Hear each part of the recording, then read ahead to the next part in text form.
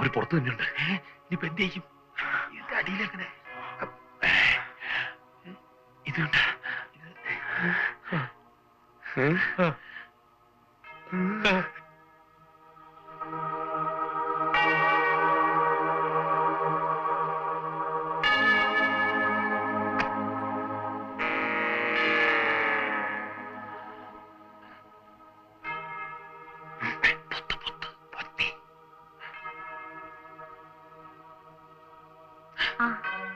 ഭരണങ്ങാനത്തൊന്നും വരുന്നതല്ലേ?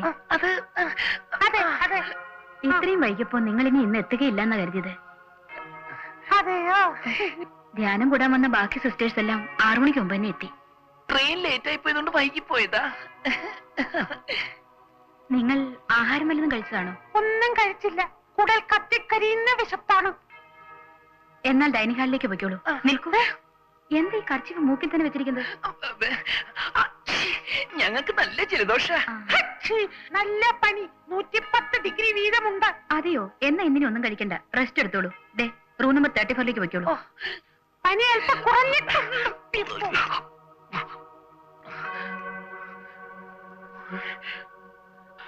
നല്ല ഫുഡ് കഴിക്കാനുള്ള ചാൻസാ നഷ്ടപ്പെട്ടത്. അവന്റെ ഒരു ഒടുക്കലത്തെ ഫുഡ് അവന്മാരുടെ കൈ കിട്ടി നമ്മളെ ജീവനോടെ വെച്ചേക്കില്ല. അത് ഉറപ്പുള്ളത് കൊണ്ട് നല്ലതുപോലെ ബാക്കി രുചിയായിട്ട് എന്തെങ്കിലും കഴിച്ചിട്ട് മരിക്കാമെന്ന് പറയുന്നത്. അവന്മാർ ഇവിടെയൊക്കെ തന്നെ ഉണ്ട്. ഇപ്പൊ പുറത്തു പോകുന്ന അപകടം ഇവിടെ തന്നെ കൂടാം. എത്ര നേരമായി ഈ കർച്ചീഫും പിടിച്ചോണ്ട് ഇങ്ങനെ ഇവിടെ? അല്ലാതെ പിന്നെ എന്ത് ചെയ്യാനാ? അതെ, നമുക്ക് ഈ മീശ കരിച്ചു കളഞ്ഞാലോ? ചേട്ടനെ ആ തന്നെ താനങ്ങ് കരിച്ചോണ്ടാ മതി. ഈ മോന്തയില് മീശ ഉള്ളതും ഇല്ലാത്തൊക്കെ കണക്കാ. പിന്നെ കിടന്നുറങ്ങാൻ നോക്ക്. പോത്തുപോലെ കിടന്ന് ഉറങ്ങിക്കളയരുത്. അവന്മാര് പോയി കഴിഞ്ഞാൽ നമുക്ക് അപ്പ സ്ഥലം വിടണം. വല്ലാത്ത ഉഷ്ണം. തിക്കല്ലടാ.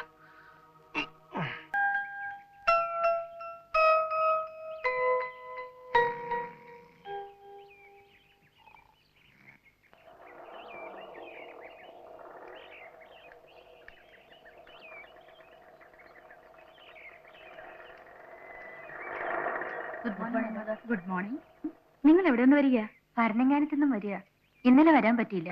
ഭരണങ്ങാനത്ത് നിന്നോ? അപ്പൊ രാത്രി വന്നവരോ? അവിടുന്ന് വേറെ ആരും വന്നിട്ടില്ല മദർ. ശരി, വരൂ, ഞാൻ കാണിച്ചു തരാം.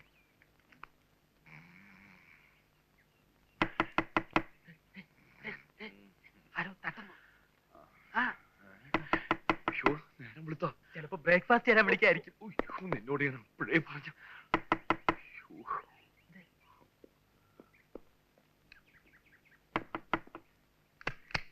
നിങ്ങൾ ഭരണങ്ങാനത്ത് നിന്നാണോ വരുന്നത്? അല്ല. അതെ.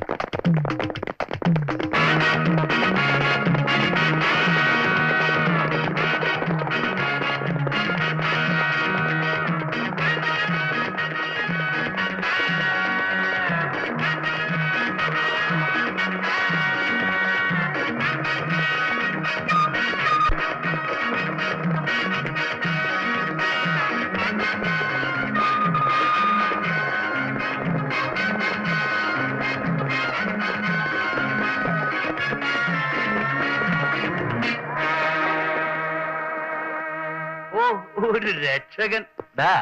ഡോക്ടർ കൃഷ്ണകുമാർ ഇതുവരെ ആരും തോൽപ്പിച്ചിട്ടില്ല. പിന്നെയല്ലേ പീറ നാടത്തിന് ഭ്രാന്തം വേഷം കിട്ടുന്ന നീ.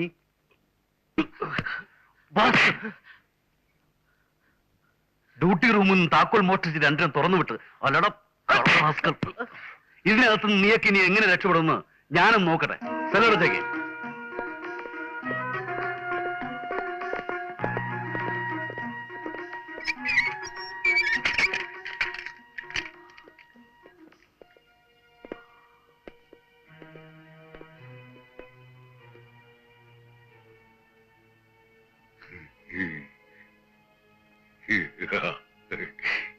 ഇത് സാറിന്റെ ഓപ്പറേഷൻ എത്രാമത്തെ ഘട്ടാ പറയടാ. വിഷമിക്കാതെ പ്രഭേ, മഹാന്മാർക്ക് എപ്പോഴും ഇതേപോലുള്ള പരീക്ഷണ ഘട്ടങ്ങൾ നേരിടേണ്ടി വന്നിട്ടുണ്ട്. എന്നെ രക്ഷിക്കാൻ വേണ്ടിയാണ് അവരിവിടെ വന്നതെന്ന് അറിഞ്ഞതുകൊണ്ട് ഇനി എന്ത് ചെയ്യാനും അയാൾ മടിക്കില്ല. ഞാനാണ് നിങ്ങളെ തുറന്നു വിട്ടതെന്ന് ആർക്കും അറിയില്ല. പോളിനോട് വളരെ ക്രൂരമായാണ് ഡോക്ടർ പെരുമാറിയത്. ഞാൻ പിന്നെ വരാം.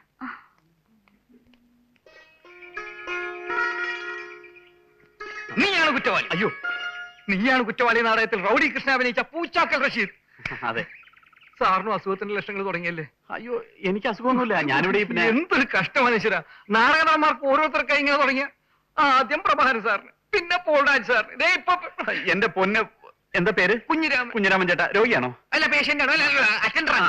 ആരായാലും വിരോധമില്ല. പടച്ചോനാണ് സത്യം. എനിക്ക് അസുഖമൊന്നുമില്ല. ഞാൻ പ്രഭാകരനും പോളിനെ ഒന്ന് കാണാൻ വേണ്ടി വന്നതാ. ആദ്യം പോൾ സാറിന് അസുഖമൊന്നും ഉണ്ടായിരുന്നില്ല, പിന്നീട് പകർന്നതല്ലേ. അതുകൊണ്ട് സാറും സൂക്ഷിക്കണം.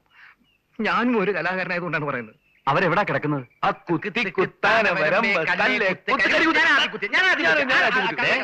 ആരാ വന്നിരിക്കുന്നു? പോളെ, ഇത് കാണുമ്പോ സൂര്യ നമസ്കാരം എന്ന നാടകത്തിൽ ജയിലിൽ കിടക്കുന്ന ചേട്ടനും അനിയനും അവരെ കാണാൻ വരുന്ന ഫീച്ചർ എഴുതാൻ വരുന്ന പത്രക്കാരൻ ആ രംഗമാണ് എനിക്ക് പോകുന്നു വരുന്നത്. തുടങ്ങിയില്ല സിസ്റ്റർ. അവർക്ക് എപ്പോ നോക്കിയാലും ഞാൻ നല്ല അടുത്ത് വേണം. എന്നാ താനങ്ങോട്ട് ചെല്ല് പോ. പ്രഭാകരന് അസുഖമെന്ന് പത്രത്തിൽ കണ്ടിട്ടാണ് ഞാൻ വന്നത്. ഇപ്പൊ നിനക്കും തുടങ്ങിയ അനാവശ്യം പറയരുത്. എന്റെ പൊന്ന് പൂച്ചാക്കലെ, ഞങ്ങൾക്ക് പ്രാന്ത് മണ്ണാങ്കട്ട് ഒന്നുമില്ല. ഇതൊക്കെ ഞങ്ങളൊരു നാടകം കളിച്ചല്ലേ.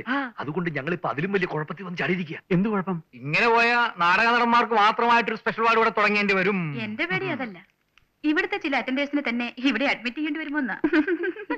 ഇരിക്കണ്ട. ഏതായാലും നിങ്ങൾക്ക് ഇങ്ങനെയുള്ള അസുഖം വരില്ല എന്നുള്ള കാര്യം എനിക്ക് ഉറപ്പാണ്. അതെന്താ? തലച്ചോറില്ലാത്തവർക്ക് തലച്ചോറിന്റെ അസുഖം എങ്ങനെ വരാനാ? ഇതാണ് സംഭവം. അങ്ങനെ യമുനയെ രക്ഷപ്പെടുത്താമെന്ന് ഞങ്ങൾ അവസാനം ട്രാപ്പിലായി. യമുനയ്ക്ക് വേണ്ടി ആ ഡോക്ടർ ഞങ്ങളെ കൊല്ലാൻ പോലും മടിക്കില്ല. അയ്യോ, എന്നാ പിന്നെ എങ്ങനെയെങ്കിലും അയാളെ കണ്ണുവെട്ടിച്ച് ഇവിടുന്ന് രക്ഷപ്പെടാൻ നോക്ക്. ഞങ്ങൾക്ക് മാത്രം രക്ഷപ്പെട്ടാൽ മതി എന്നുണ്ടായിരുന്നെങ്കിൽ ബീനെ വിചാരിച്ചാ പോരെ. ഇപ്പൊ അതുപോലല്ലോ. പിന്നെ യമുനയെ കൂടെ ഇവിടുന്ന് രക്ഷപ്പെടുത്തിക്കൊണ്ടേ പോകുന്ന ആശാൻ പറയുന്നത്. ഓഹോ, അപ്പൊ അവിടം വരെ എത്തിയോ പ്രഭാകര? ഇങ്ങനെ കുത്തി കുത്തി ഒരു ഐഡിയ കൊടുത്തിട്ടില്ല, അവസാനം ഈ ഗതിയിലായത് പറയുന്നത്. ഇവിടുന്ന് രക്ഷപ്പെടാൻ ഞാനൊരു വഴി കണ്ടിട്ടുണ്ട്. നിനക്ക് ചെയ്യാൻ പറ്റും? തീർച്ചയായും. ഇങ്ങ് വന്നേ.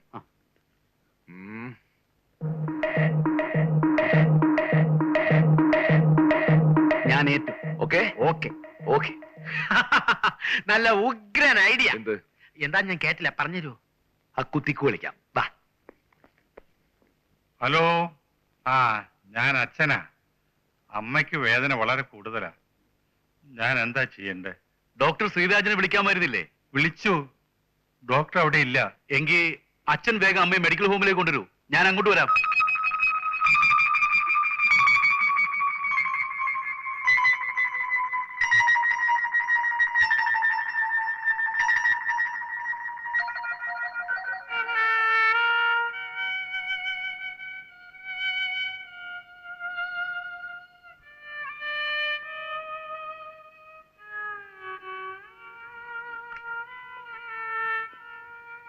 Good morning doctor. Morning.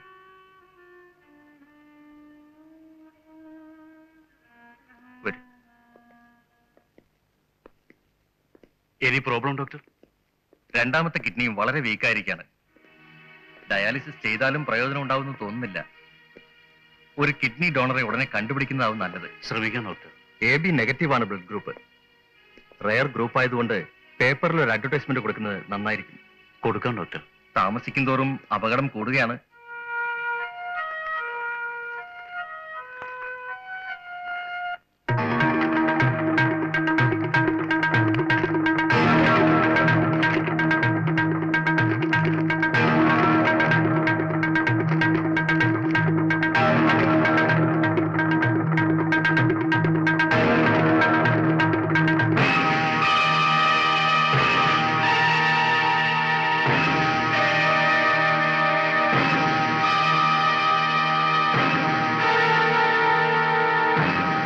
Sister. ലീലാമേ, ആ സെല്ലി പിടിച്ചിട്ടിരിക്കുന്ന പ്രശാന്ത് ഇല്ലേ? അതായത് ആ നാടകക്കാരൻ പ്രഭാകരൻ. അയാളുടെ ടെമ്പറേച്ചറും BP ഒന്ന് പരിശോധിക്കണം. വേഗം വേണം.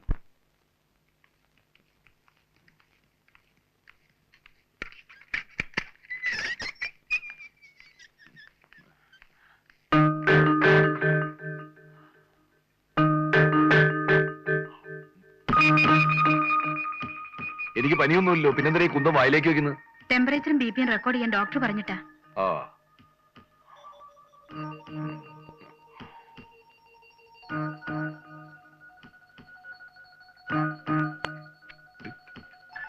അല്ല, എന്റെ നോക്കണ്ടേ? ആവശ്യം വരുമ്പോ നോക്കിക്കൊള്ളാം. ആ,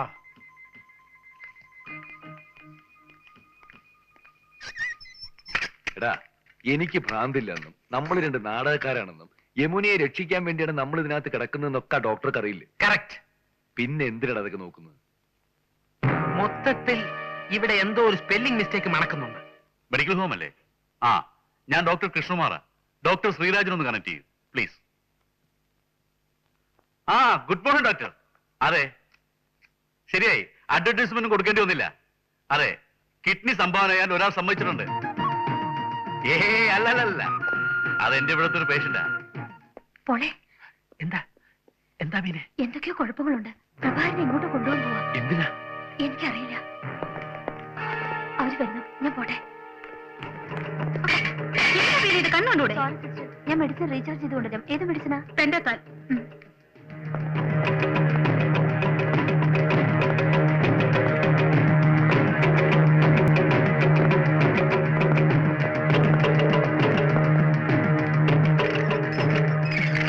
എന്താ എന്താ കാര്യം?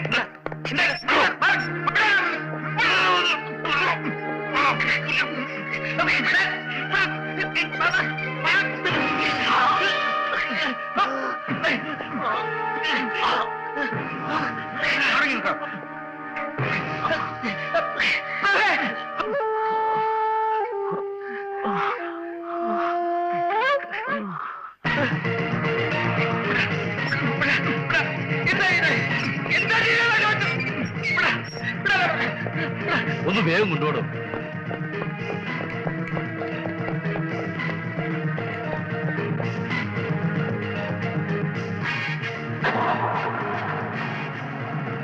വണ്ടി എടുക്കും. അയാളെ എവിടെ കൊണ്ടുപോകുന്നതാ സിസ്റ്റർ? സിസ്റ്റർ എന്തിനാ അതൊക്കെ അറിയുന്നത്? സിസ്റ്ററിന് ഫീമെയിൽ വാർഡിനല്ലേ ഡ്യൂട്ടി? അങ്ങോട്ട് പോയിക്കോളൂ.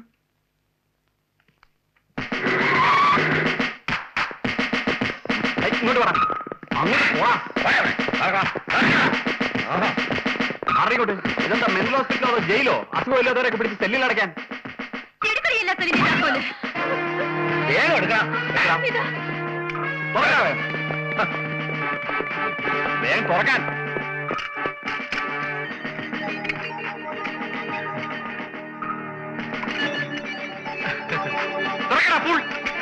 നിങ്ങൾ യമുനെ സെല്ലിൽ ഇറക്കിക്കൊണ്ടുവരും. പോയി സെല്ല് കാണിച്ചു കൊടുക്കണം. അറിയില്ല. ബോധം കെടുത്തി എങ്ങോട്ട് കൊണ്ടുപോയി? എവിടെയാന്ന് അറിയില്ലേ? ഇല്ല. ആ ഉണ്ടക്കണി നേഴ്സിനെ അറിയാം. പ്രഭാകരൻ എവിടെ കൊണ്ടുപോയിരിക്കുന്നു? മെഡിക്കൽ ഹോമിൽ.